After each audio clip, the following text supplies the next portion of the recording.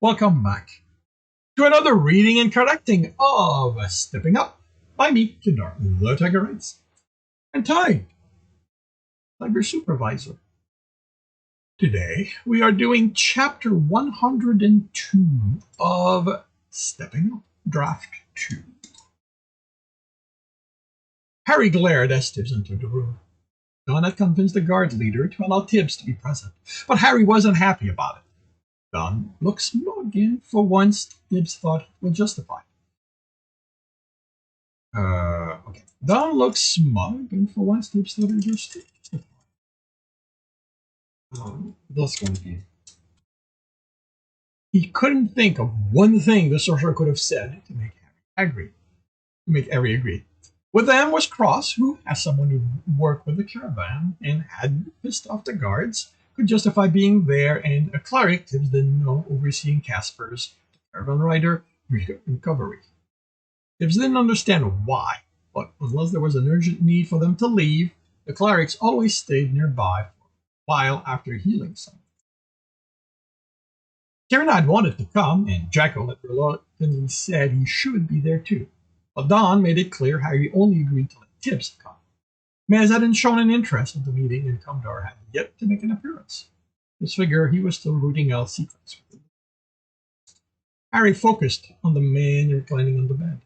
Tell us what happened. Casper was still pale. His physical injuries were healed, but he was malnourished and dehydrated, and looked around nervously, as if he expected someone to jump out of the shadows and drag him back. He was wondering how long he was under the care of Sebastian's people, sleeping. We were a month out when the attack, the man said, his voice rough. They overwhelmed our guards. There were so many of them, we had no chance.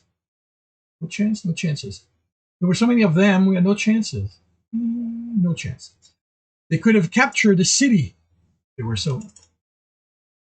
could have captured a city. There were so many. He fell silent, and when he spoke again, his voice was softer. Few of us died in the attack. They wanted prisoners. Bandits wants to keep anyone. Okay, bandits don't want to keep anyone alive. They just want riches. Most who died did so when it came time to get the caravan moving again, to convince the caravan master to cooperate. He was quiet again, his gaze distant. Tibs saw no lies in his words, sensed no secrets. That felt pertinent. Who gives the order? Who gives the orders? Harry asked in what, for the man, felt like a considerate tone. Casper looked around, surprised and fearful, then calmed. Don't know, Finley said. I never saw anyone other than our guards. They'd come and take someone away any time there was a problem. That person never came back. They laughed at us, and those who thought they could make demands on their boss. Some always looked eager to take us away, and used us for their amusement. Tibbs glanced at Harry as the men looked at him. They knew who gave the orders. Even if Sebastian wasn't present, this was his ploy. Was the question to confirm he was there? Would his presence mean the guild would do something this time? I lost track of how long we traveled. They chained the feistier of us to the wagon and forced to keep us enforced. They chained the feistier of us to the wagon and forced them to keep up. We just walked along at our pace, so long as we didn't go too slow for our guards. He looked at his hands. The right wrist was scarred raw where a manacle had it. It now looked like an old wound after the cleric had healed him. But Tibs suspected that for a while Casper had been chained to a wagon. The longer we walked without causing problem, pacing the wagon, the less the guards paid attention. Although enough that some thought they could run off. They couldn't. I didn't think about running. I knew it was hopeless. We would get where they were taking us, and they would end us.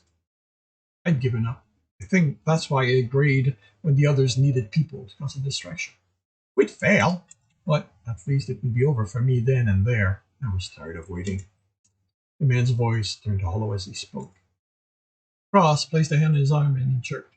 You're safe, she said in a soothing tone. What you tell us will help us save as many of them. Well, What you tell us will help us save as many of them. Will help us save many of them. They can't be saved, he replied quietly. There were a dozen of us. We all rushed through the guards and went for the horses. 5 of us made it. I nearly didn't. I was cut bad as I reached one, but I made it on and galloped off with them. More fell to arrows, blacked out, and woke nearly falling off the horse. I was alone. I didn't stop. When I found the track, I didn't know if I was heading towards them or away anymore. I didn't care. I rode as hard as I could, slept through the trees, hoped for something to kill me in the night and end my torment. When I saw the smoke, I thought I was back at Tarledge. Instead, I'm here, where I'll die with you. How certain are you about them being in green and black? We asked. Esper glared at him with the first show of emotion. I saw those colors any time they took one of us. Any time one was taken to be punished or played with. When she took me to... Stop. How far behind are they? Tibs asked as gently as he could. Esper shrugged. Why would they bother with the caravan? Ross asked. My brother wants to use it to take us by surprise, Harry said thoughtfully. I don't think your escape is a ploy, so he has too many people there for the chain of command to be effective. He won't know we have been warned, so we can turn this to our advantage. It will have to be discreet, but we can arrange a clearing leading to the town into a trap for them. It's going to have to be big, Ross said, as Tibs stared at Harry in surprise. The caravan I came on had 30 wagons. It could easily be twice that on this one. You're going to protect the town? Tibs asked, suspicion and dismay mixed in his voice. Of course I'll defend the town, Harry snapped back. There were no lies in the words, but Tibs knew better than to trust that. Harry never lied, but that only spoke of what he believed or wanted, not what the guild would order him to do. Tibs shifted to Casper and again spoke as gently as he could. Do you know if anyone there has essence? Does magic? He added on the man's confused expression. He shook his head. I just saw the guard. Adventurers aren't cheap, Ross said. It's why caravans don't use them. And wouldn't the guild know about it? You have to report what you get paid for, right? Those who've paid their due, Harry said, his tone darkening, aren't required to be part of the guild, and not all who leave us do so to go back to a quiet life. And Sebastian has enough coin he can make people forget who they should be loyal to, Tibs added. He isn't going to throw money at adventurers, Harry said, when he can pay for an army. When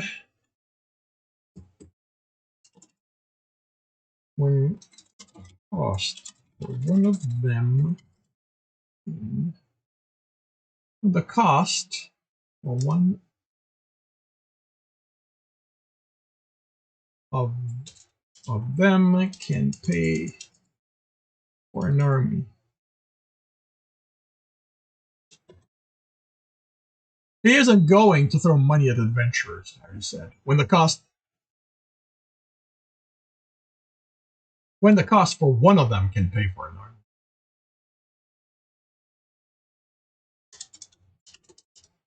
Can pay for an army.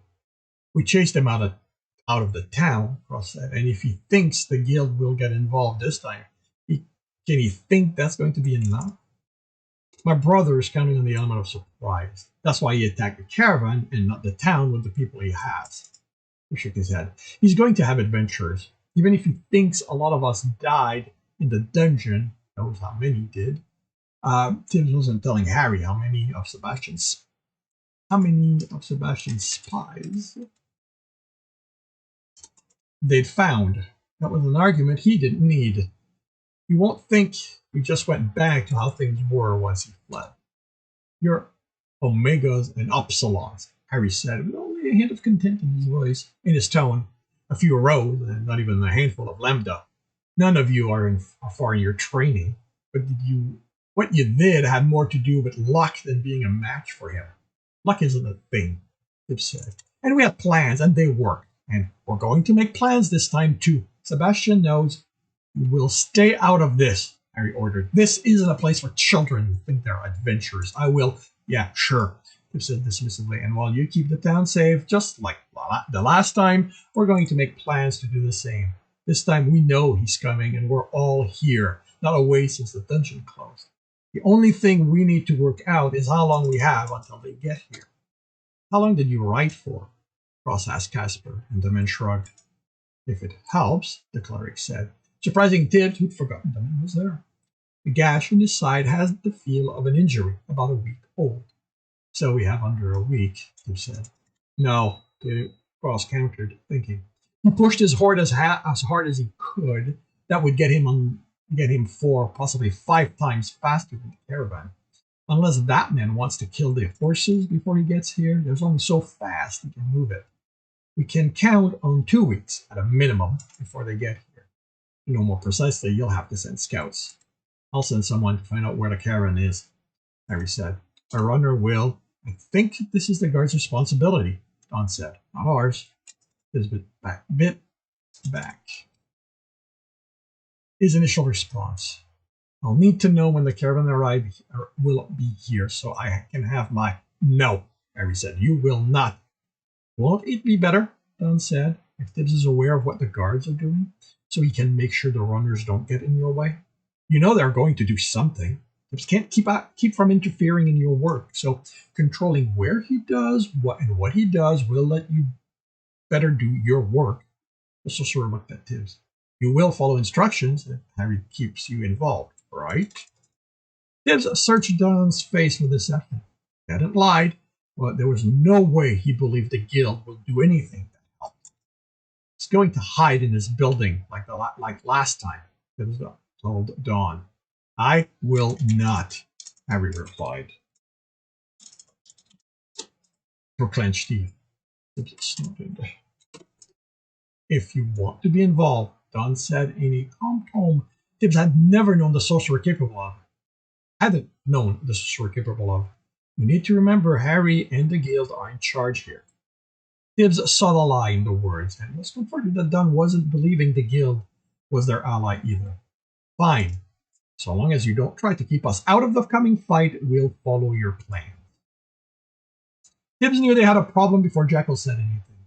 Tibs looked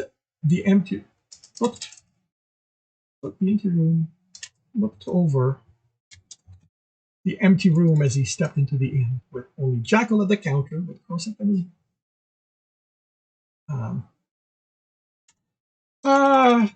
looked over the empty inn as if with only their Jackal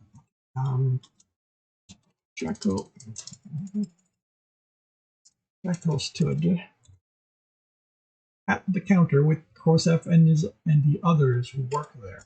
We have a problem, Jackal said. Tibs nodded. He knew where the runners were. He had them around.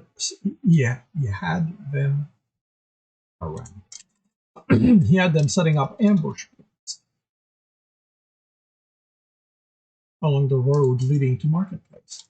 It was only 1 day since Casper's arrival, and Harry hadn't left the guild building or sent word as to what the plan was, so Tibs was setting up his own battle plan. Sebastian stuck to pretending it was just a regular caravan. They would have a progression from the entrance of the town to Marketplace. They would have people along all points ready for an attack. That should have left the entire inn for the townsfolk to enjoy. The town knows my father's on his way. Ow! That had been one thing he and Harry had agreed on easily. They weren't telling the town. It's not Don, he added as Jackal opened his mouth. Well, he's out there now, telling everyone they don't have anything to worry about. Are you sure he didn't start this to make himself feel more important? Don knows how bad people panicking will be. There's going to be a run for the platform as they try to leave, and that's the second problem we have. People are already there, but the attendants are gone. Yarton had word sent to me that they're being evacuated well before the coming attack. If you're sure Don isn't behind it, then I don't know who let the information out. I don't know how long it's going to take for the town to realize the platform is useless, but once they do, they'll just start running. I don't know if anyone here is ready to deal with the wilderness. Tibs called over the runners he saw as he headed for the platform, and he had 9 of them, not including Jackal, Nez, and Karina, who had been running for the inn when he exited it. When he reached Marketplace, the crowd was so thick he couldn't see more than 3 rows of stalls. And for the And of the platform, all he saw was the top of the pillars. They were going to have to push their way through if they wanted. He felt the essence weave in time to glance at Kirina, trying to guess at what she was doing. Then the thunder clapped over their head. Biss! Jekyll said, looking at like he'd shouted, but his words were muffled by the ringing in Tibbs's ear. Warn us next time! Tibbs agreed with the fighter, but decided as he saw the crowd turn their way in part that it was worth it. Tibbs marched to the front. Don stood on the platform with his team around him. He looked haggard. The regal robe he'd taken to wear as his badge of office as the voice of the guild were dirty, and the man looked like he hadn't slept since they had left Casper to rest. He didn't look happy to see Tibbs, but motioned to the center of the platform instead of commenting. What happened? Tibbs demanded once they were there. The distance, along with the runners, keeping. I'm not going. I have a bad habit of edging my bets when it comes to stating stuff, keeping any of the town folks from hearing them. Someone talked. Don replied. Deserting his reply to a glare. Not one of the guards, as far as I could find out. Harry is livid, this got out, and he's ready to throw you in a cell for it. It isn't me or my people. Only 3 runners outside of his teams knew. Quigley, his rogue, and sorcerer. Tibbs trusted them. Told him as much. That leaves everyone in the guild, because as soon as Harry told what he'd learned from Casper to those who had to know, because as soon as Harry told what he'd learned from Casper to those who had to know, so they could get what he needed to defend the town, the word spread. I had people there ask me to confirm what they'd heard. Of course, it's the guild, Tibs said, motioned around them. No idea where they are. I came as soon as I learned about the people massing. There were fights the guard had managed to break up. The attendants have left. Jekyll got word from someone he knows among them. Don ran a hand over his face. This isn't good. Without this way to leave, we're not going to be able to keep anyone from walking out, and the wilderness will kill them if they don't run to the caravan, which would be worse, since that'll tell them the tyrant we know. That will tell that tyrant we know he's coming. Tibbs looked over the crowd, which had fallen quiet, but was looking expectantly at them. How do you want to deal with this? Don stared at him. You're going to let me talk to them? You're the voice of the guild, the hero of Craggle Rock. I'm just a savior of the dungeon, and only to those who remember that. I don't know how to talk to them. I'm a rogue. Don's expression went from worried as he looked at the people over to resigned and confident as he took a breath. Okay, you stand by me. Keep your mouth shut and keep that fighter of yours silent. I might have a way to keep them from running. Tibbs followed Don as he stepped through the runners. Don't react to anything Don says, he ordered Jekyll as he walked by him to then stand next to the sorcerer. Hopefully the shock on Jekyll's face would last until this was over. Don raised a hand, and the growing restlessness of the crowd calmed. Tibbs was impressed.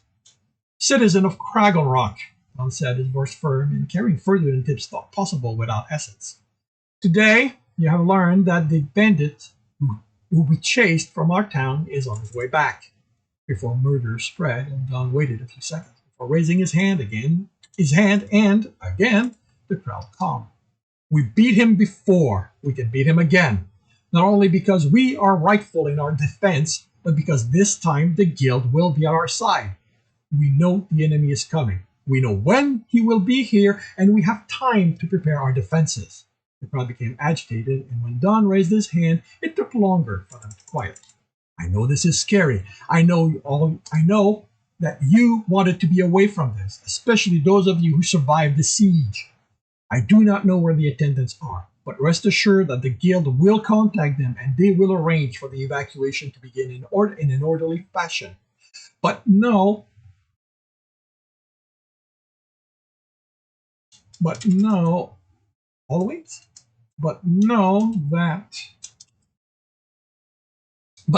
that in the event the attendants prove to be too cowardly, we will keep you safe. I will see to it that not one of you suffer this time. This will not be a repeat of the siege. The cheers were mixed with fear. Some of you have not known him since you arrived after the siege, but by me stands Tibs, savior of the dungeon, who single-handedly kept villains from taking our livelihood away from you. Your livelihood away from you. He and the runners who are responsible for how safe Merchant Earl will be working alongside me and the guild. We, all of us, will keep you safe no matter what happens. This time, the cheer was loud and confident. Don's smile grew as he straightened, and Tib's mood darkened as he began considering the sorcerer had arranged all this to make himself more important. Then he heard what Don muttered under his breath. I fucking hope Tibs has a plan, otherwise we are fucked. And this concludes chapter 102 of Stepping Up.